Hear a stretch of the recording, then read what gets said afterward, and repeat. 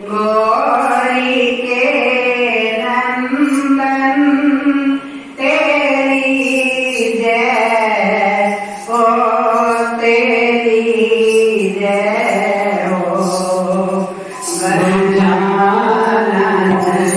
गौरी के नंदन तेरी जय हो, तेरी जय हो। माया के बंधन तेरी जय हो, तेरी जय हो गजानन। गौरी के नंदन तेरी जय हो, तेरी जय हो। बोलो गणपति भगवान की जय। ओम हरिहर सतगुरुदेव दीन दयाल जगदम्बिका परमेश्वर स्वामी। घट घट के प्रभु अंतर्यामी, ज्योति स्वरूप सर्व शक्ति मनाए नमः। अखंड मंगलाकारणं व्याप्तं चराचरं तत्परं दर्शितं तस्मै श्री गुरुवे नमः।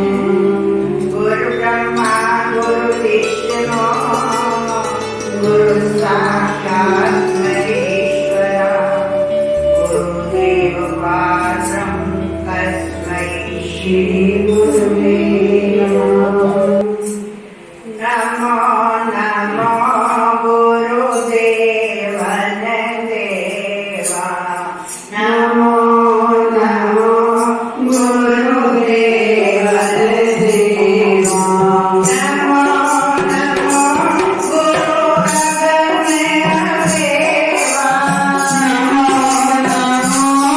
देवा। नमो नमो राधे तू बड़े भागनी,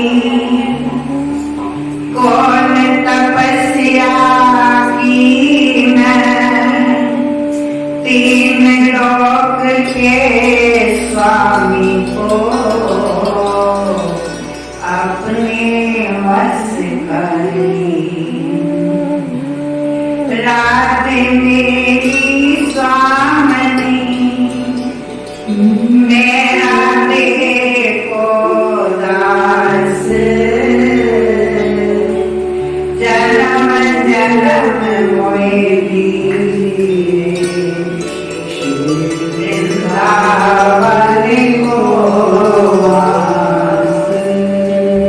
श्री गणेशाय नमः, श्री सद्गुरुदेवाय नमः। श्रीमद्भागवत महापुराण की बोलो वृंदावन बिहारी लाल की जय। श्री सुखदेव भगवान की जय। राजा वृषिक की जय।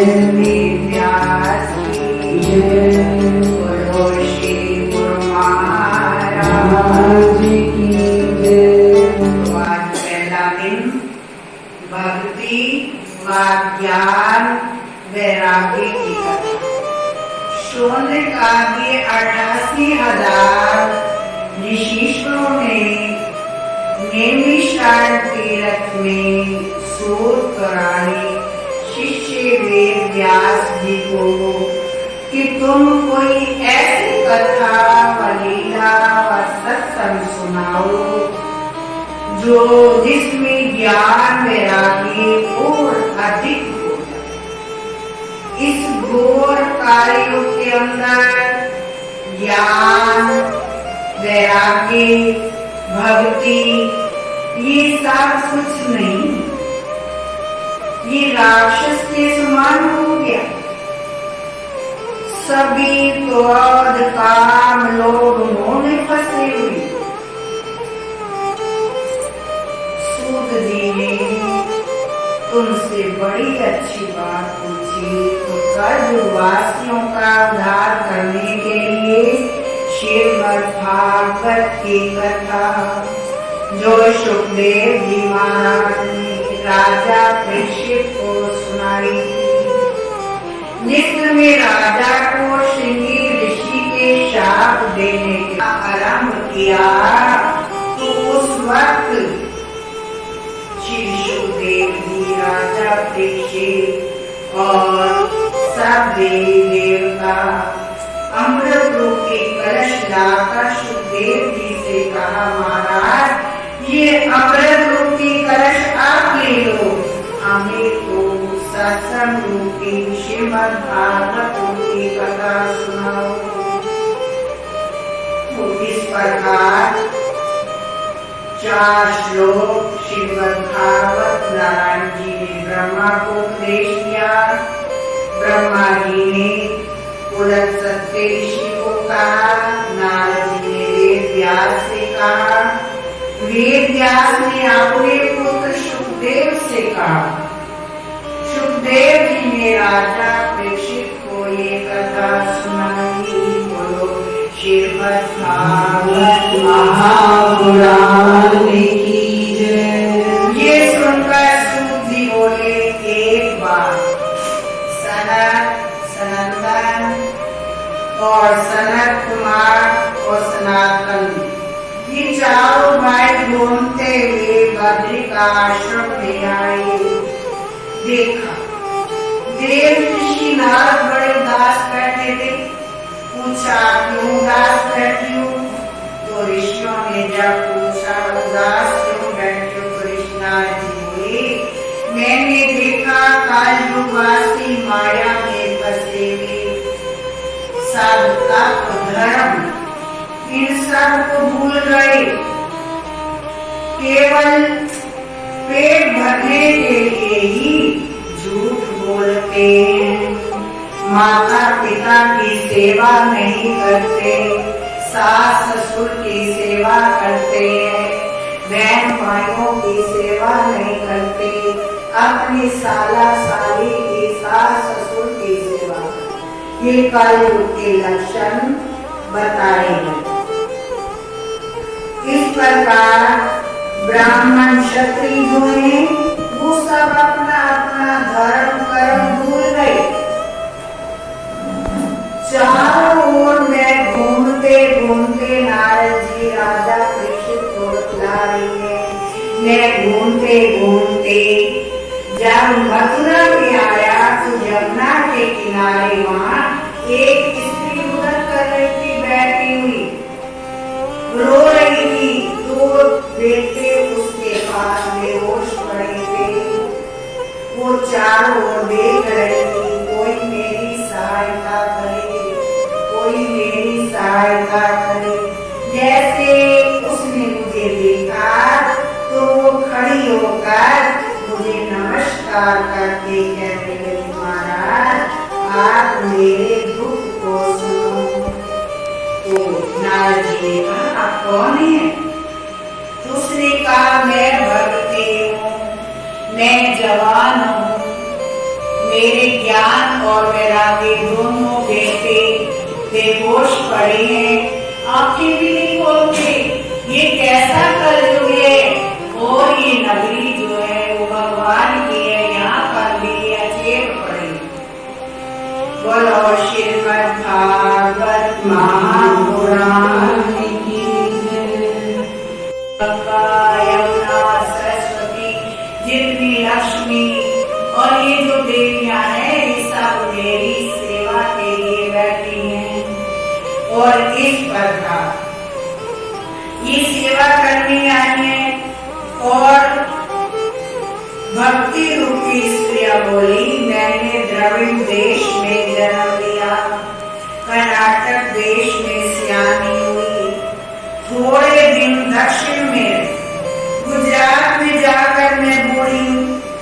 अब मैं वृंदावन आने में फिर जवान हो गई। भक्ति है कि मैं जब वृंदावन में आई मैं फिर जवान हूँ, पर मेरे ये दोनों बेटे कलयुगवासियों के घोर पार करने से ऐसे अचेत पड़े हुए हैं जो बोलने की समर्था भी नहीं रखते। इनके दुख से मैं बहुत उदास रहती हूँ। बड़ी लज्जा की बात है कि मैं जवान जो इनकी माता हूँ और मेरे दोनों जवान बेटे पूरे हो गए, अचेत पड़े, इसलिए मैं उदास रहती हूँ। कालयुग बड़ा दुष्ट है, जो किस वास्ते राजा परीक्षित ने इसको छोड़ दिया, इसके प्राण क्यों नहीं हरे? जिस पर दया करने से लोगों का कर्म धर्म जाता। देव दक्ष ऋषि नारद जी ने कहा, कालयुग में बड़ा गुण भी है। थोड़ी देर सच्चे मन से जो भगवान का सिमरन करता है, भजन करता है, उनकी याद करता है, तो भगवान उसकी भक्ति देता है।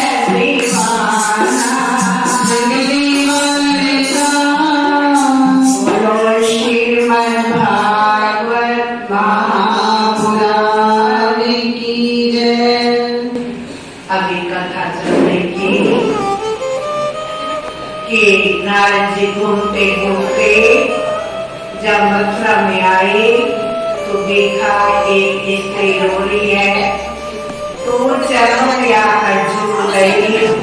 तो पूछा, नारद जी आप कौन है? तो बतलाती है, मैं भगती हूँ। ये दो मेरे बेटे ज्ञान और वैराग्य अचेत और बूढ़े पड़े हैं कि राजा परीक्षित ने कलयुग को क्यों नहीं मारा, छोड़ दिया। तो नारद जी कहते हैं कि कलयुग के अंदर एक बहुत बड़ा गुण है, जो सच्चे दिल से भजन करता है, दान करता है, गुण करता है, सिमरन करता है, तो उसे जल्दी मुक्ति मिलती है, भक्ति मिलती है। तो इस प्रकार ये कथा चल रही थी। अब आगे कि भगवान ने जो अब मेरे ज्ञान और वैराग्य का दुख छोड़कर इन्हें सुख दीजिए। ये जो अचेत पड़े हैं इनके दुख को दूर कीजिए, जिसमें चारों वर्ण तुम्हारा यश होगा। जो कोई श्रीमद् भागवत को सच्चे मन से सुने उसके राह प्राप्त होती है, उसकी चिंता दूर होती है, उसे शक्ति मिलती है, उसका मन प्रसन्न होता है। जो कथा सुखदेव जी महाराज ने राजा को सुनाई, वही कथा मैं तुमको भी सुनाऊंगा, जिससे ज्ञान और वैराग्य का दुख दूर हो जाएगा। परमेश्वर के चरणों में प्रेम बढ़ाने से इसने उत्तम और भक्ति पाई। भागवत रूपी कथा सुनने से कई जन्मों के दुख दूर। नारद जी को ये कथा सुना रही है, नारद जी आगे सबको ये कथा सुना रहे। दक्षिण दिशा में तुंगभद्रा नामक एक नदी, कथा चल रही है कि दक्षिणी धुंधली वो बड़ी कठोर स्वभाव की थी, भक्ति नहीं करती थी, दिन रात संसारी माया में फंसी रहकर पति को दुख देती थी। धुंधली अपने पति आत्मदेव को, उससे कोई संतान नहीं थी। तो एक दिन राजा घर से निकल पड़ा कि मुझे तो अब आत्महत्या करनी है। जिसकी कोई पुत्र नहीं होता उसका क्या उद्धार होगा, उसकी गति कैसे होगी। जब वो दुखी होकर शरीर छोड़ने की इच्छा से घर से निकला, वन में गया, तो प्रभु की इच्छा से रास्ते में उसे संत मिल गए। रास्ते में जब संत मिले उसे कहा, राजा जी आप कहाँ जा रहे हो? कहा, मैं आत्महत्या करने के लिए जा रहा हूँ, मेरा एक भी पुत्र नहीं, इसलिए मैं मरना चाहता हूँ। मेरी जो घर के अंदर पाली हुई गऊ है वो भी बांझ है, उसके भी कोई पुत्र नहीं। मैं बाजार से कोई फल लाता हूँ हरा, वो भी सूख जाता है। आत्मदेव दुखी होकर बतला रहे हैं संतों। तो संतों ने ध्यान लगाकर देखा और क्या कहा कि आपके तो किस्मत में पुत्र लेकर नहीं, पुत्र कहाँ से हो? संतान से तो दुखी मिलता। जब बेटा जवान हो जाता है, सास ससुर की सेवा करता है, माँ बाप की सेवा नहीं करता, तो आपको संतान की क्या जरूरत है? आप दुखी मत हो, आपकी किस्म में पुत्र नहीं लिखा। जब राजा नहीं माने आत्मदेव, तो संतों ने कृपा करके एक फल दे दिया। और क्या समझाया? इस फल को अपनी पत्नी को खिला देना। लेकिन जो पत्नी थी तो मनमती वाली थी, वो तो चाहती नहीं थी कि मेरे संतान हो, मेरा पेट बड़ा हो जाए, मुझे तो बड़ा दुख मिलेगा, मुझे बच्चों को पालना पड़ेगा। तो आकम देव ने जब वो फल लाकर अपनी पत्नी धुंधली को दिया तो उसने वो फल अपनी गाय को खिला दिया और उदास रहने लगी, क्योंकि राजा कहेंगे किसके तो गर्भ भी नहीं हुआ, बच्चा नहीं हुआ। तो एक दिन धुंधली की बहन उसके घर में आई, कहने लगी मेरे गर्भ है, आप राजा से बोलो, मैं आपके घर रहूंगी, जो मेरा पुत्र होगा मैं उसको आपको दे दूंगी। बोलो वृंदावन बिहारी लाल की, हरि ओम नमो भगवते वासुदेवाय, हरि ओम नमो भगवते वासुदेवाय, वासुदेवाय श्री कृष्ण देवाय, वासुदेवाय श्री कृष्ण देवाय, हरि ओम नमो भगवते वासुदेवाय।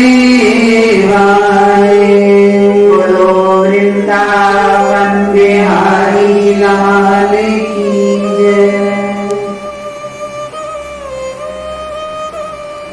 अब धुंधली अब है कि मेरे यहाँ गर्भ होने वाला, बच्चा होने वाला है, तो मैं अपनी बहन को अपने घर में रखना चाहता।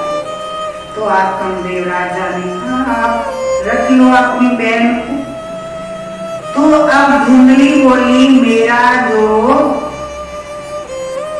बेटा हो गया, जब बहन का पुत्र हुआ तो राजा को संदेशा दे दिया कि मेरे घर में पुत्र प्राप्त हो गया, और इधर से गौ माता के गोकर्ण बेटा हो गया, क्योंकि असली फल तो गौ को खिलाया था।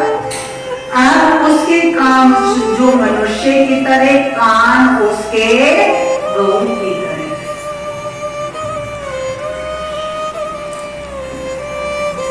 तो इस प्रकार अब राजा बड़ा प्रसन्न हो गया, ब्राह्मणों को बुलाया, सबको दान दक्षिणा देने लगा कि मेरे घर में पुत्र हो। तो इस प्रकार राजा जब बड़ा प्रसन्न हो गया तो उस बेटे का नाम आत्मदेव ने धुंधकारी रख दिया। अब गोकर्ण जो था वो पाठ लिखकर बड़ा धर्मात्मा बन गया। वो संतों के आशीर्वाद से हुआ, संतों के फल से हुआ। वो जो धुंधकारी था बहन का बेटा था। तो इस प्रकार वो मूर्ख माता पिता को कष्ट देने लगा। पिता बोले संतों ने ठीक कहा था कि पुत्र का सुख किस्मत वाले को मिलता है। तो अब मैं क्या करूं? आत्मदेव अब गोकर्ण कहता पिताजी हमारा भाई धुंधकारी तो बहुत ही दुख देने वाला, आप जंगल में चले जाओ, वन के अंदर भजन सिमरन करो। और गोकर्ण ने घर छोड़कर कहाँ चले गए? तीर्थ करने चले गए, तीर्थ यात्रा करने चले। अब वो जो था धुंधकारी वो वैश्यागमन करने लगा और घर में माता को दुख देने लगा। तो माता दुखी होकर उसने कुएं में छलांग मार दी, माता की मृत्यु हो गई। धुंधकारी अकेला रह गया, चोरी करने लगा। एक दिन बहुत सा गहना रुपया रुपया चुरा कर ले आया और वैश्या को लाकर दे दिया। वैश्या ने सोचा कि ये चोरी का पैसा लाकर देता है, अगर पकड़ा गया तो हमें भी दंड मिलेगा। उन्होंने रात को धुंधकारी को काट पीट करके जमीन में दबा दिया। बोलो वृंदावन बिहारी लाल की जय। अब उसका ना कोई क्रियाकर्म हुआ, कुछ भी नहीं हुआ। अब धुंधकारी की जो प्रेत योनि थी वो भटकने लगी। वो प्यासा भूखा इधर उधर भटकने लगा और वो कर्ण को तीर्थ यात्रा में किसी ने जाकर बताया, तुम्हारी माता जी की मृत्यु हो गई, तुम्हारे भाई धुंधकारी की भी मृत्यु हो गई। तो अब वो कर्ण जब घर में गया, रात को सोया तो देखा भाई कभी किसी रूप में कभी किसी रूप में सामने आकर खड़ा होकर रो रहा है। बोला तो कौन है, लेकिन बोल नहीं सकता। तो वो कर्ण ने अपनी शक्ति से अपनी भक्ति से जल का छिट्टा मारा तो धुंधकारी बोलने लगा, मैं तेरा भाई हूँ। तो वैश्याओं ने मुझे मार काट कर इसी घर में दबा दिया और मेरी अब आप श्राद्ध क्रिया आदि कीजिए। तो वो कर्ण अब पंडितों को बुलाकर क्या कर रहा है, श्राद्ध क्रिया आदि करी, वे संस्कार करे। इसी तरह अब उसने क्या किया, वो कर्ण ने महापुरुषों पंडितों जोशों को बुलाया, मेरे भाई जो प्रेत योनि में गया इसको मुक्ति के लिए कुछ बताओ। तो उन्होंने क्या कहा कि सप्ताह प्राण श्रीमद् भागवत कथा सुनाओ, उसका उद्धार होगा। वो कर्ण ने सप्ताह आरंभ किया। नगर के सब स्त्री पुरुष कथा सुनने के लिए आने लगे। धुंधकारी एक बांस के ऊपर जो 7 गांठ लगाई हुई थी बैठ कर कथा सुनी। एक बांस के ऊपर जब 7 गांठ लगी बैठा है तो पहले दिन एक गांठ फट गई। इसी तरह एक एक करके 7 दिनों में 7 बांस की गांठें फट गई। 12 स्कंद कथा सुनने के प्रताप से धुंधकारी प्रेत योनि को छोड़कर दिव्य रूप चतुर्भुजी मूर्ति श्याम सुंदर के समान अब वो कर्ण के पास आकर नमस्कार करके कहता, मेरा भाई वो कर्ण तूने ही मेरा उद्धार किया, मैं तेरे को नमस्कार करता हूँ। तो इस प्रकार ये पापों को छुड़ाने और मुक्ति देने वाली श्रीमद् भागवत कथा। उसी समय एक बड़ा सुंदर विमान आया जिसमें जय विजय बैठे हुए थे। तो उस धुंधकारी को उसको उसमें बिठाकर विष्णु भगवान के विष्णु लोक में ले गए। बोलो विष्णु भगवान